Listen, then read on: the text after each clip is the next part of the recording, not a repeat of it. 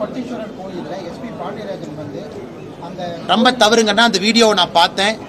கோவில் மூடப்பட்ட பிறகு, கருவறை மூடப்பட்ட பிறகு, சாமிக்கெல்லாம் என்னென்ன கடைசி நேரத்தில் நாம செய்வோம் அதெல்லாம் செய்து முடிக்கப்பட்ட பிறகு கோவிலை வந்து வற்புறுத்தி துறக்க வச்சு அங்க வெளியே நிற்கக்கூடிய அந்த பேரூர் பட்டீஸ்வரர் கோயிலுக்கு வெளியே இருக்கக்கூடிய ஊர் மக்கள் கடைக்காரங்க கடையை பூட்டிட்டு இருக்கிறாங்க, அவங்களும் அதை வீடியோ எடுத்து அனுப்புறாங்க.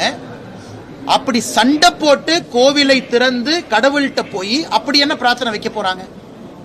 அந்த பிரார்த்தனையை வச்சா கடவுள் ஏத்துக்க போறாங்களா? அப்ப தமிழ்நாட்டை பொறுத்தவரை அறநிலைத்துறையினுடைய கையில இன்ஃப்ளூயன்ஸ் இருந்தா மூடப்பட்ட கோவிலும் திறந்து 9:30 மணி 10 மணிக்கு சாமியை பார்க்கலாம். ஆனா உங்களை போன்று என்னுடைய போன்ற சாதாரண மனிதர்கள் கியூல நின்று மணிக்கணக்காக காத்து ஒருவேளை இறந்து போயிட்டோம்னா சேகர் பாபு சொல்லுவாரு, அவன் திருப்பதியில 18 மணி நேரம் நிக்கிறான், இங்க 4 மணி நேரம் தான் நிக்கிறாங்க. நான் சொல்றது திருச்செந்தூர் பழனி போன்ற கோவில்ல பக்தாதிகள் அந்த கியூல நின்று இறந்து போனவங்க. அதனால் இது வன்மையாக கண்டிக்கத்தக்கது. அந்த அறநிலைத்துறை சம்பந்தமாக யாரெல்லாம் இதுல இன்வால்வ் ஆயிருக்கிறாங்களோ நடவடிக்கை எடுக்கணும். யாரு சாமியை தரிசனம் செய்த அந்த நபர் யார் வற்புறுத்தி திறக்க வச்சாங்களோ அவரின் மீது நடவடிக்கை எடுக்கணும். அப்படி எடுக்கவில்லை என்றால் ஒரு சாதாரண மனிதருக்கு கோவிலின் மீது எப்படி மதிப்பு மரியாதை வருங்கண்ணா?